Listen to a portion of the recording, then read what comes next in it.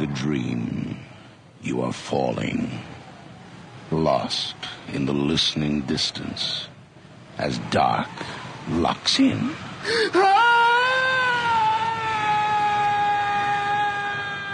Nightfall.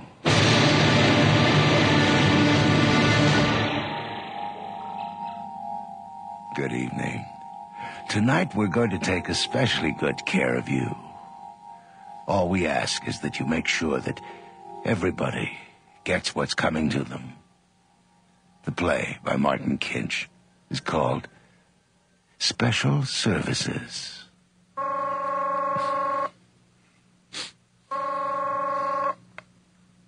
Hello? Is that Miss Catton? Speaking. Miss Catton, you probably don't remember me. Name's Jake. I live up here, north, up by your Aunt Estelle. Along the 4th line? No, Well, it's no matter. It was a long time ago we met. I wouldn't even be calling you now if it wasn't for your aunt. Well, is something wrong? Let's put it this way, Miss Catton. I don't know for sure. I know she's sick. I wouldn't be calling you if she wasn't. Well, can't you be a little more specific? Specific, you want, eh? Well, I figure if you want to see her again, you'd better get up here. Well, what do you mean? Can I talk to her? She don't have no phone, Miss Catton. Don't believe in it. She wouldn't even let them take her to the hospital. But, just a second. I need some information. Miss Catton, I don't have no more money for this.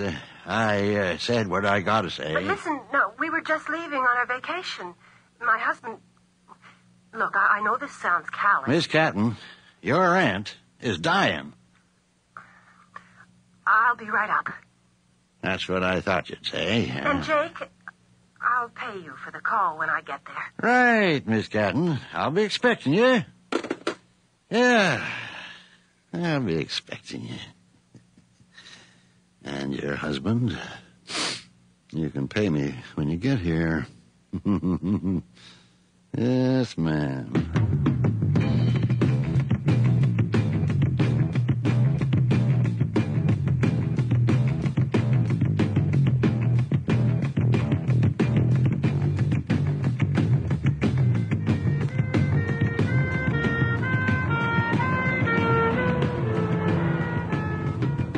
They're going to the same place we are. Well, if they are, I wish they'd let me know. Every time I think of those empty seats flying to Barbados, I... Look, I'm sorry, Jim. It's not my fault. Yeah, I know. For God's sake! Well, you want to get there, don't you? In one piece, if possible. Yes, ma'am. Let's stop fighting, huh? I know it's crazy, but... No buts, Diane. It is crazy. Really crazy. We could be flying south for my first vacation in 4 years. A vacation which, incidentally, my doctor recommended, but we're not, are we? No, we're... Jim! We're driving into the land of the midnight sun. Oh, because some old codger, whatever his name is... Jake. Jake. Even the name sounds phony. How do you know this isn't all a practical joke? If you don't relax, we're never going to make it down south. I'd be a lot happier if we knew who this Jake was. Jim? I know, relax. No, listen. You don't suppose your aunt started an epidemic, do you? It's not funny. You know, that's the 4th ambulance in the last half hour. And? Spooky. How do you know it's not the same one going round in circles? You're sure moving fast enough. You better pull over. Where? I don't know. I can't pull over, Diane. It's sheer rock on both sides. Well, stop then. Oh, sure. This guy'd run right over me. Oh, there's something ahead of us. Honk your horn, Jim. Jim! I can't see! Look out! The lights!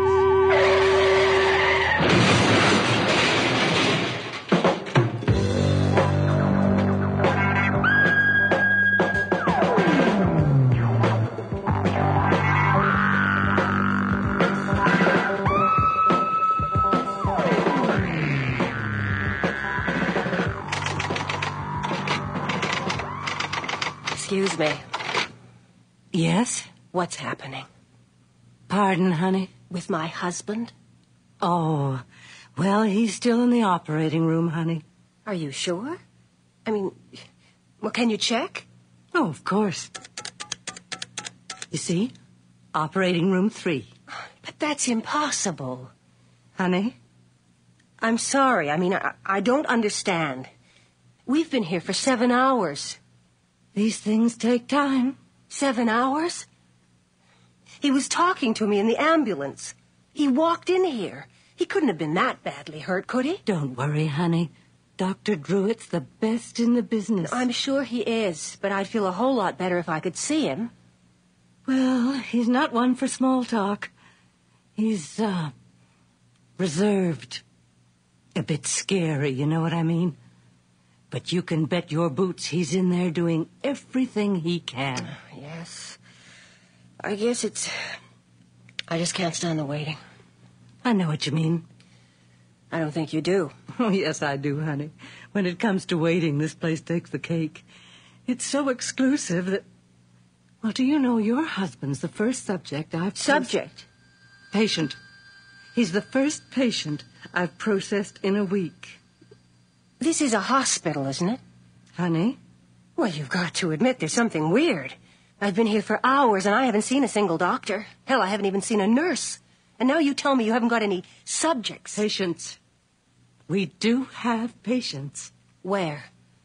Look, honey. I wish you'd stop calling me honey. All right, Mrs. Catton. I don't think you realize how lucky you are.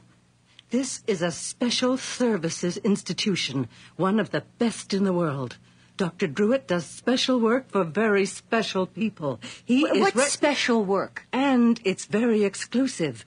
We have got the most sophisticated equipment. We've got computers linked with the whole world. We can find a kidney, a heart, a liver, anything, anytime, anywhere. But every hospital's got that. What? Every hospital has a computer. I'm an organ donor myself, and so is my husband. Our family doctor, and he's no genius, he told us about it. He never told us about special services, though. It's no big mystery, honey. It's just that I don't know. Look, we've got patients, okay? We've got one coming in tonight, a real Mr. Big. I don't know who he is. If I did, though, and if I could tell you, you'd know him.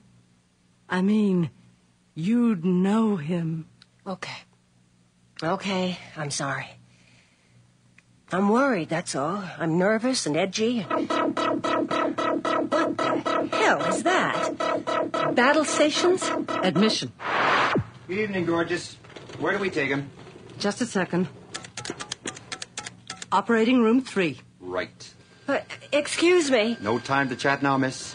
This here under the sheet's an A #1 priority. Night, gorgeous. 9. Who was that? 314Y26. Other than that, I don't know, honey. Security. Where is Jim? I told you. You told me operating room 3. Then you told him operating room 3. Now, something doesn't make sense. I must have made a mistake. I don't think so, Miss Novak.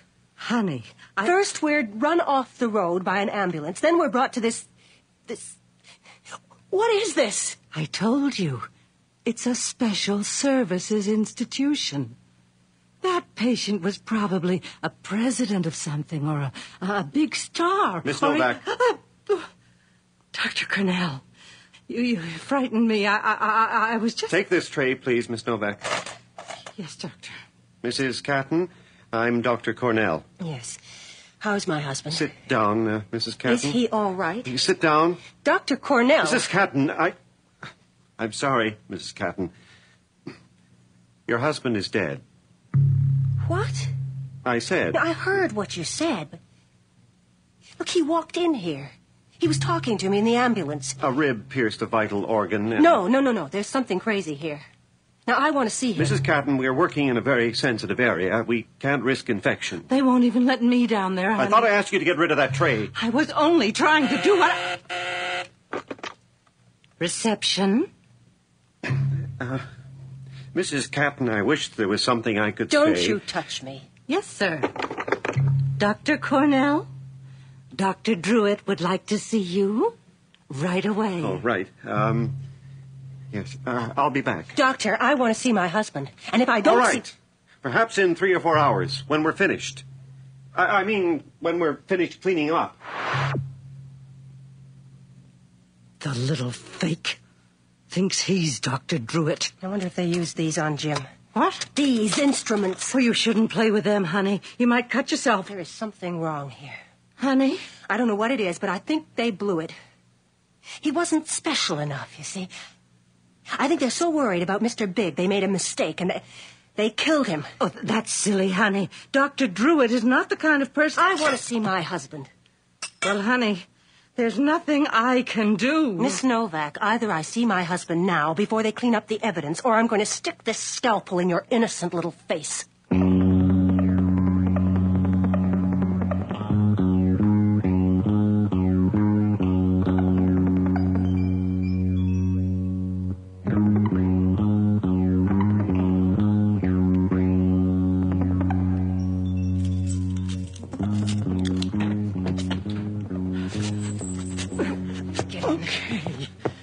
Okay. I think he's over there. I can hear him breathing. Where's the light? I don't know. I told you I've never been in this room before. Liar. You're hurting me. You'll be dead if you don't shut up. You stay here. What are you doing? I'm going to try to find the light. I'll leave the door here somewhere. I'm getting out of here. Oh, no, you're not.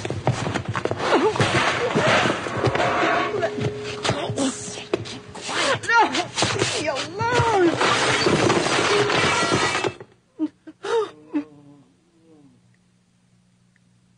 We should... God.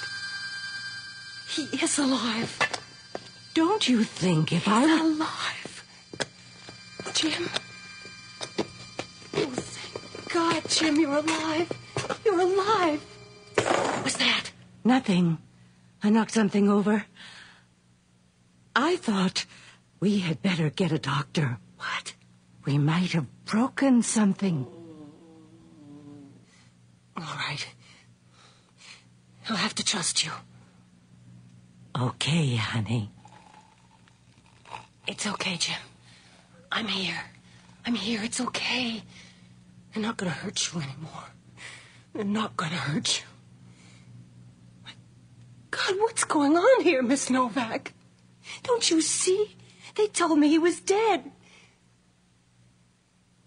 Miss Novak? Miss Novak? Miss Novak! No! Oh, God! Miss Novak! Oh, Miss Novak, come back! Oh, please! Oh, please let me out! Please come back!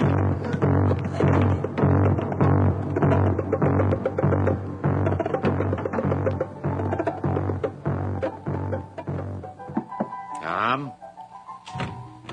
You wanted to see me? Dr. Cornell, sit down. Do you like music? I don't have much time. You should make time, Dr. Cornell. Good for the nerves. Your nerves bad, Dr. Cornell. I don't think so, sir. Are you tired? Sick? No, sir. And perhaps you can explain why at this very moment Mrs. Catton is blundering around OR3 and our receptionist is attempting to escape from the grounds? Well, Sit down. You can handle it later. I guess I didn't... I'm sorry. You're no diplomat, Dr. Cornell. It's doubtful that you're even a doctor. Sir? Sir? My poor boy. Look at that thing, that specimen on my desk, Doctor. That useless piece of meat. But the computer... The computer, Dr. Cornell, is a tool to be used with discrimination and intelligence. But nothing. It's only by the sheerest luck that you haven't botched the whole thing. Do you understand? Yes, sir. Good. Now, if you'll follow me, we'll attempt to correct your mistakes. Yes, sir. Oh, and Doctor, bring that revolting specimen with you.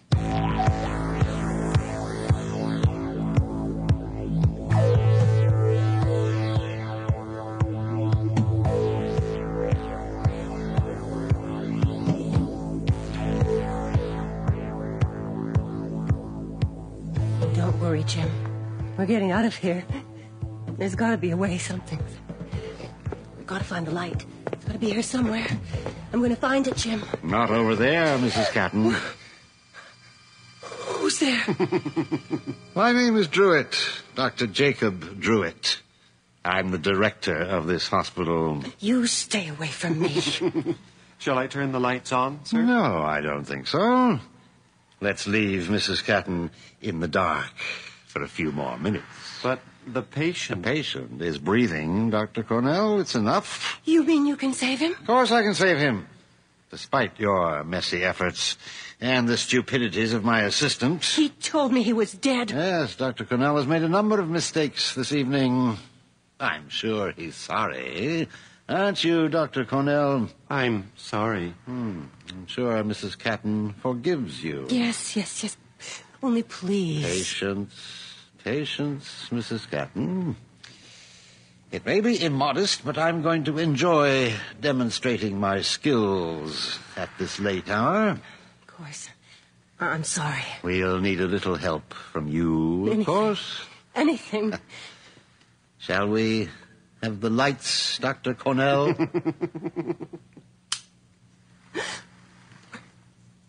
That's not my husband. Very observant, Mrs. Catton.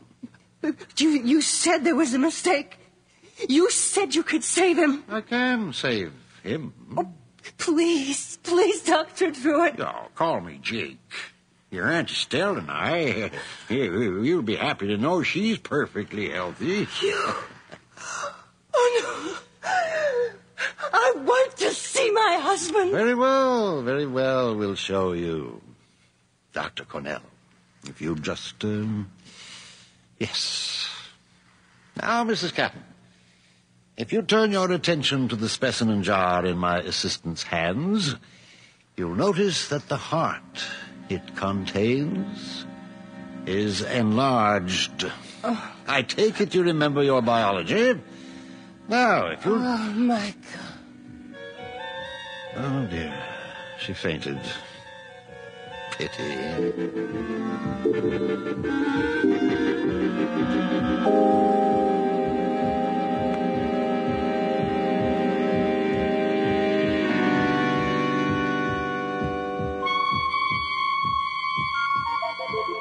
Are we ready? Yes, sir. We wouldn't want another of your little mistakes. No, sir. Ah, Mrs. Catton, awake at last. Where am I? I can't move. I'm afraid we've had to strap you down. Now, let's just remove this sheet. No, leave me alone, please. I haven't... You've taken my clothes. Mrs. Catton, I am a doctor, huh? There. Pretty. Very pretty. Shame, really. Still, you'll be doing your bit.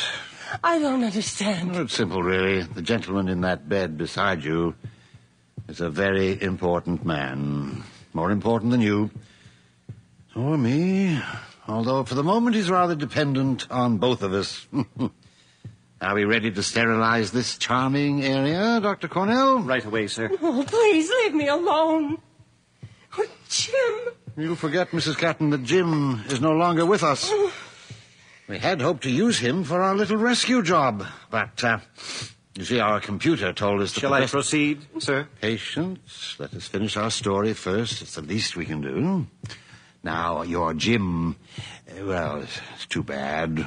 Still, in the end, it was painless. A favor, really. You see, Jim had heart disease.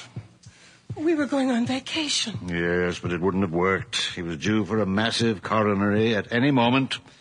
Still an unfortunate mistake.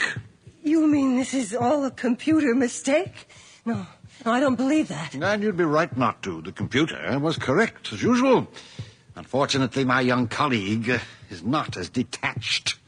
He assumed that a male subject required a male heart. Ridiculous. He gets overexcited and has some strange sexist prejudices. Oh. Right, Mrs. Catton. Nature knows no such prejudice. Oh, no, please. The heart we wanted was actually your own. Oh, please, no. I think we're ready, Dr. Cornell. Scalpel. No. No.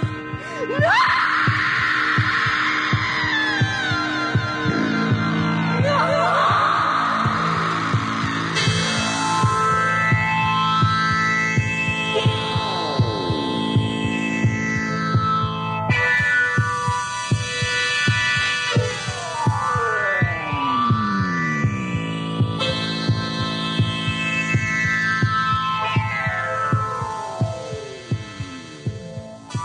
You have just heard Special Services by Martin Kinch.